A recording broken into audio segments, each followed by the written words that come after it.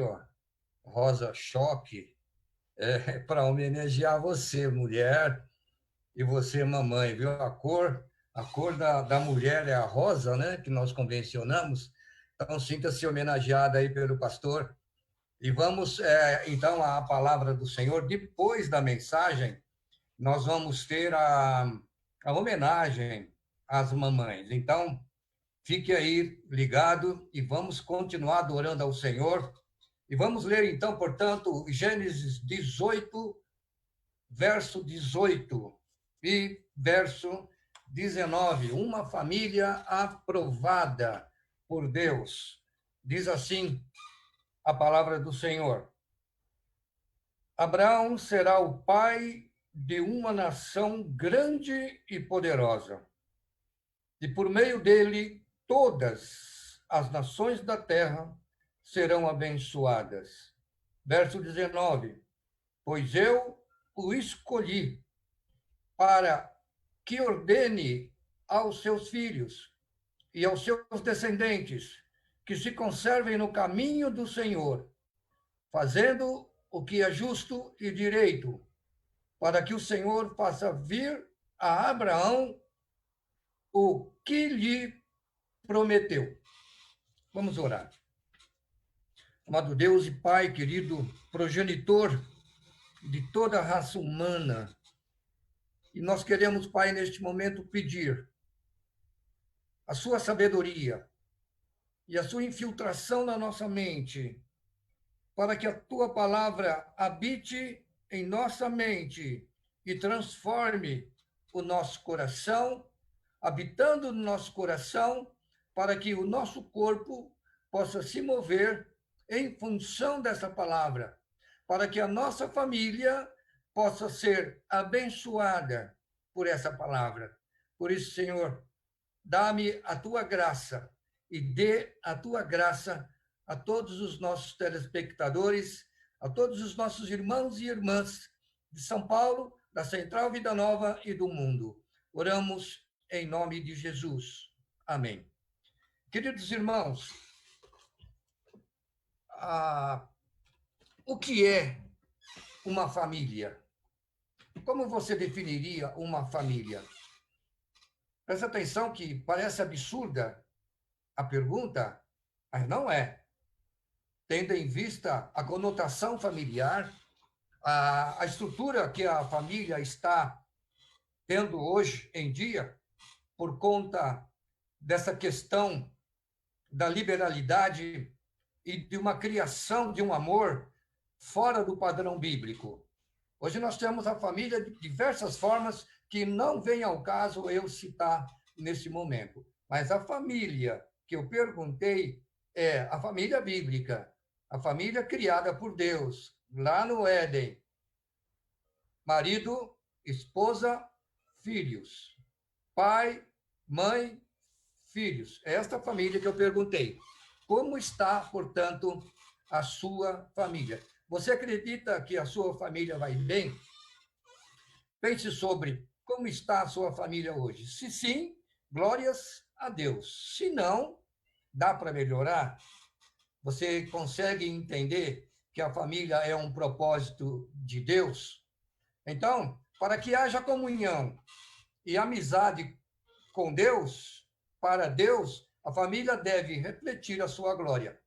Ser sal da terra ou luz do mundo, a família precisa testemunhar da fé por onde passa, seja dentro ou fora dela. Então, é importante que, para alcançar esse objetivo divino, cada um dos membros, preste atenção que cada um dos membros da família, não tem um mais que o outro, mas a essência deveria que todos, principalmente pai, mãe, filhos, possam entender o que é amar a Deus, o que é conhecer a Deus, o que é obedecer e servir ao Senhor. Então, cada membro precisa conhecer, precisa amar, obedecer e servir ao Senhor. Está difícil hoje em dia, não? Nós estamos encontrando hoje, mesmo dentro da família cristã, relacionamentos de pais e filhos com muita conturbação. Nós estamos encontrando muitas dificuldades com relação à autoridade que os pais tinham no passado e hoje já não é tão assim com tanta facilidade, com tanta harmonia. A falta de comunicação, a falta de carinho, a falta de participação, né? Então, como é que nós podemos, pensa aí, como é que nós podemos blindar a família hoje em meio a este mundo de uma geração tão pervertida? Como é que nós podemos blindar? Eu só vejo uma saída: amando ao Senhor e temendo ao Senhor. Amando ao Senhor e temendo ao Senhor. Nós precisamos priorizar a comunhão com Deus, investir nos filhos e investir nos casais. Eu volto a acentuar que nós precisamos conduzir a nossa família a uma orientação vertical. Família, Deus, Deus, família. E nós precisamos manter essa ideia dentro do nosso lar, formando pais com filhos e todos juntos adorando ao Senhor. Muito bem, essa é o nosso prólogo e nós vamos ao texto. Nós vamos ao texto. Qual é o objetivo de Deus sobre a família e sobre a família na Terra? Tem uma frase cunhada por mim que diz assim: o mundo vai ser o que a família for. Vocês concordam? O mundo vai ser o que a família for. Porque se Abraão, nele, todas as famílias da terra seriam abençoadas, então percebe que a família tem a grande responsabilidade de mudar a conjectura ou as conjunturas desse mundo. Então, no nosso texto, nós estamos vendo que, no verso 19, Abraão será pai de uma grande e poderosa nação, e por meio dele, todas as nações da terra serão abençoadas. Então, grande é a nossa responsabilidade. Família, de quem? Pai, mãe. Preponderantemente, assim como Deus deu para Abraão essa grande responsabilidade, passou para nós, porque nós fomos alcançados. Se você ler em Gênesis 12, que nós também citamos, 12, 3, na parte B, vai dizer: e por meio de você, todos os povos da terra serão abençoados. Então, por meio da sua família, todas as famílias da terra serão abençoadas. Você concorda com isso? Então, nós não temos como transferir a nossa responsabilidade. Nós não devemos terceirizar essa missão que Deus deu a nós. O verso 18, então, ainda afirma que a nação será grande e poderosa. Outra vez, isso também reflete em nós. Como? Cumprindo em nós o que foi determinado a Abraão. A sequência do verso 18, então, a parte final, vai dizer: e por meio dele as nações da terra serão abençoadas. Então, nós temos que entender como nós podemos realizar essa obra pela nossa família. Nossas famílias abençoando outras famílias. É possível? Pensa comigo, é possível a tua família abençoar outras famílias? Nós e nossos filhos somos a extensão dessa promessa dada a Abraão, volto a dizer. E nós não temos como não concordar com isso. Nossos vizinhos, amigos do trabalho, colegas da escola, etc., devem ser impactados com a nossa conduta e ética bíblica. Devem ser impactados, eu coloquei devem ser, porque nem todos os cristãos, infelizmente, apregoam uma ética bíblica que deve ser preconizada nas suas atitudes, nas suas relações sociais. Deve existir isso.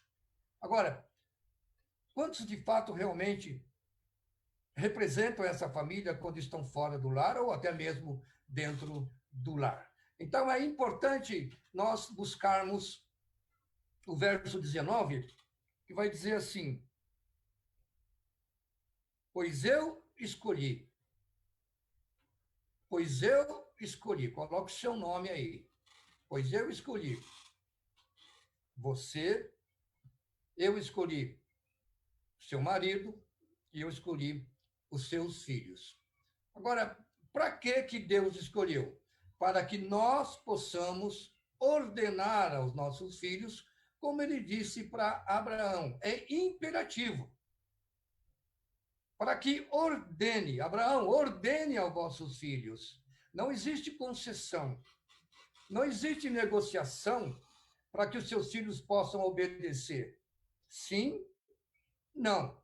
Não tem como negociar aquilo que é virtualmente valoroso e real e imprescindível para a família. Pais, ordenem aos seus filhos. Não é de se dizer, não, hoje sim e amanhã não. Então, você deve dizer assim, senta aí e você vai ouvir agora o que é que você precisa aprender. Então, é nossa responsabilidade. Deus nos escolheu para esse fim. Então, nós estamos trazendo essa mensagem hoje, justamente porque estamos preocupados com a tendência da família nos dias de hoje. Nós estamos preocupados em saber como a igreja está exercendo influência sobre tudo isso. Então, Deus nos escolheu. E eu pergunto, Deus nos escolheu, qual a finalidade? A finalidade, conservar. A finalidade é manter nossos filhos no caminho. Qual caminho? Evidentemente que é o caminho de Deus. Não é esse caminho que o mundo dita as regras aí. Então, a dura missão de ensinar para que, quando for adulto, não se desvie dele. Nós gostamos de dizer muito esse verso, né? Ensina a criança no caminho que deve andar, e quando for adulto, não se desvia. Isso não é uma lei, isso é um princípio. Lei é aquilo que acontece, a lei da gravidade, por exemplo.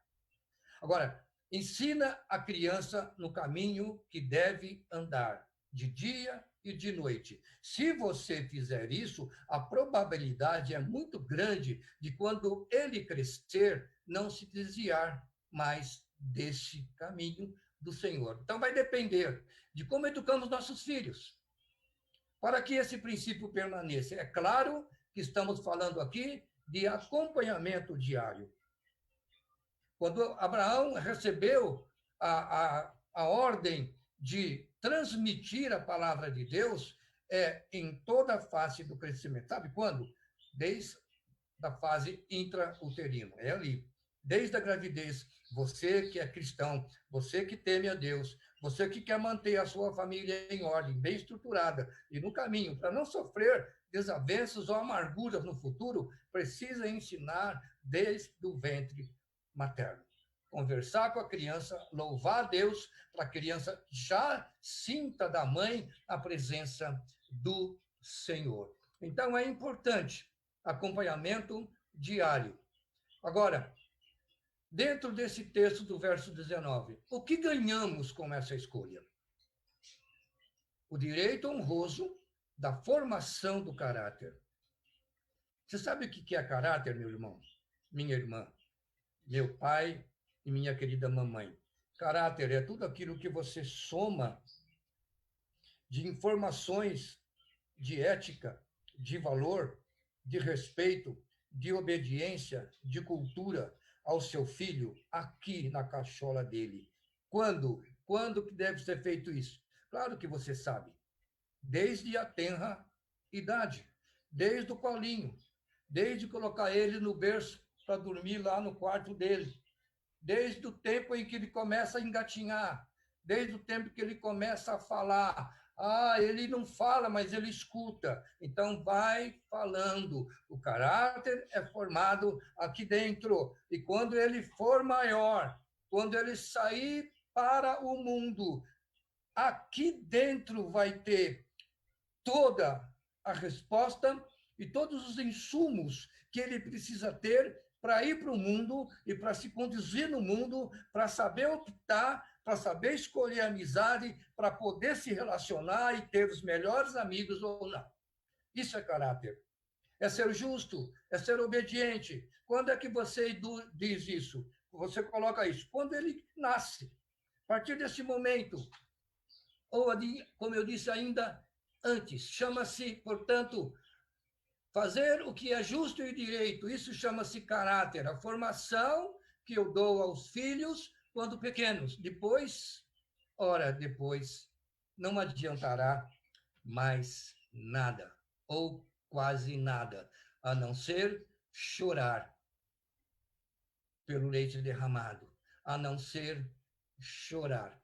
Então, é muito importante que Deus nos escolheu para essa finalidade. Qual a finalidade? Está no texto aqui. A finalidade, no final do verso 19, diz: cumprimento da promessa, para que o Senhor, Deus, possa fazer vir sobre Abraão toda a promessa que ele diz lá em Gênesis 12, 13.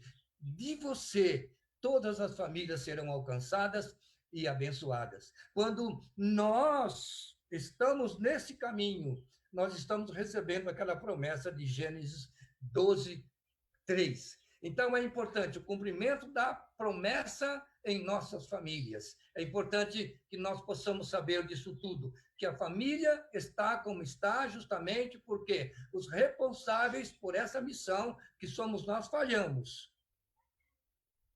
Ou estamos falhando. Nós estamos falhando. De alguma forma, a família está sendo implodida. Porque nós vemos o reflexo nas escolas, nós vemos o reflexo no trabalho, nós vemos o reflexo nas mídias sociais, nós estamos vendo a família refletindo e a família multiplicando aquilo que está recebendo ou deixou de receber. Então, inculca a palavra de Deus na vida do seu filho, enquanto ele ainda diz assim: sim, mamãe, sim, papai. Então, o mundo vai ser o que a família for. E eu fico imaginando assim: os pais sessentões como eu ensinaram seus filhos. E os filhos, e os meus filhos, será que eles vão ter a mesma proporção que nós, da geração 50, 40, 60? Será que eles vão ter a mesma intensidade? Percebam que nós olhamos para as igrejas e entendemos que há muitas falhas de comunicação, de orientação e de autoridade. Nós percebemos muitas falhas. Será que os nossos filhos transmitirão a palavra que nós pais transmitimos ou achamos que transmitimos? Será que os nossos netos também serão transmissores dessa palavra, como diz o Salmo 115? É importante que nós possamos entender que cada membro da família precisa conhecer o Senhor, amar o Senhor, obedecer e servir ao Senhor. Nós não temos o direito, após conhecimento do Evangelho, de praticarmos um relacionamento com Deus à nossa maneira. Que maneira? Teimosia, presunção, arrogância, cegueira, manipulação de filhos de pais. A nossa regra de felicidade e satisfação está aqui, na palavra de Deus. Não pela maneira que acho, pelos tempos modernos, a gente faz uma relação aí, como devo agir com a minha família, com tanta liberalidade.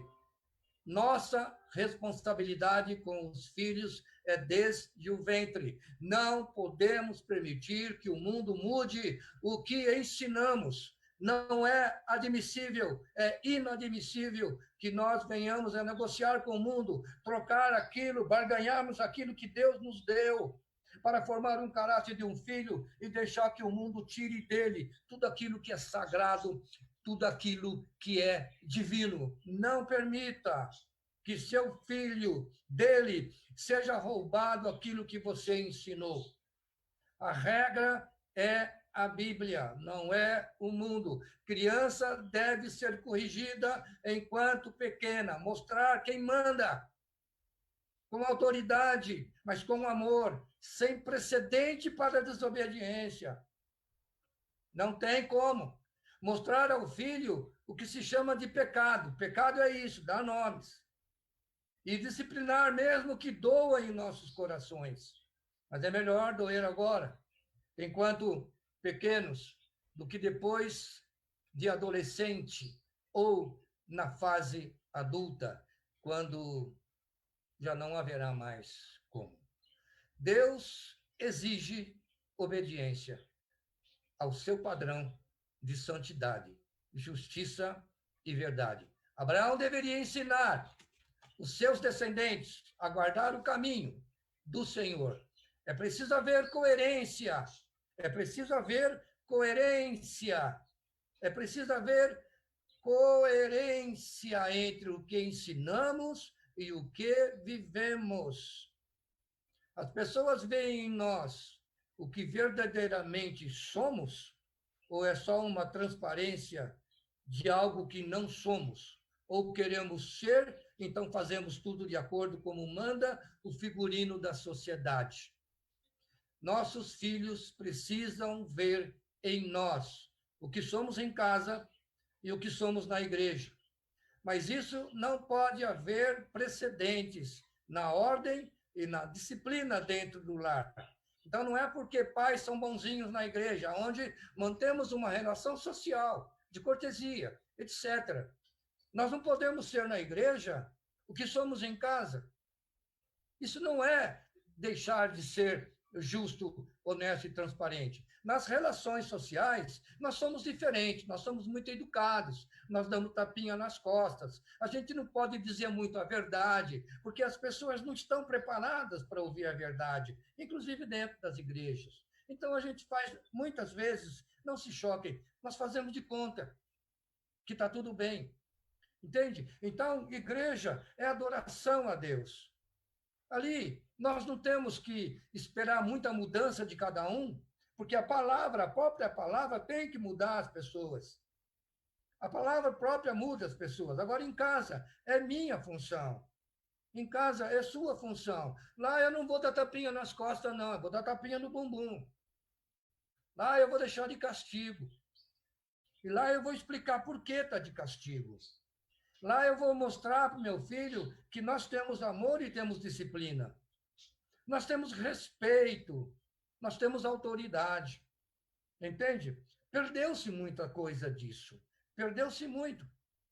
Então, é importante que nós não devemos ser marionete de filhos, e nem filhos querendo deixar-se ser marionete de pais. Tanto o pai como o filho precisam ser honestos consigo próprios e diante do Senhor e temer a Deus. Caráter eu mostro em todo o lugar. O que somos por fora, devemos também ser por dentro. Então, meus amigos queridos, é importante que Deus quer ver em nós transparência. Ele espera aprovar e aprovar nosso caráter. Viver assim para dar a nossas famílias condições de refletir a beleza de Deus, que transborda de dentro para fora. Precisamos ser uma família aprovada por Deus. O mundo será o que a família for. E o mundo, neste caso, é o seu lar, são seus parentes, amigos, vizinhos, etc. O mundo que você pode mudar pela procedência do caráter da sua família são aqueles que estão próximos de você. Então, nunca desista dos seus filhos. Filhos, nunca desistam dos seus pais. Juntos faremos uma sociedade melhor e certamente uma igreja melhor, que adora ao Senhor com a autenticidade de um novo nascimento e de um caráter em transformação, porque Cristo Jesus tem em nós a mente dele. Então, muito importante que nós possamos entender, e eu vou ler para a gente finalizar novamente.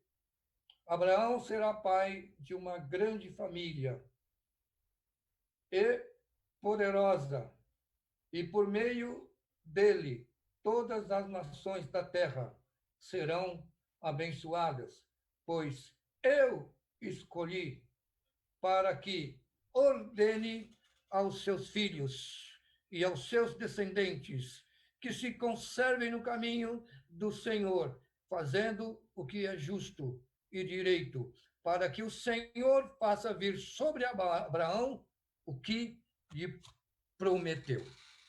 Amém? Como está a sua família? Eu tenho certeza que está bem. Mas também tenho certeza que podemos melhorar nossa família. Vamos colocá-la aos pés do Senhor.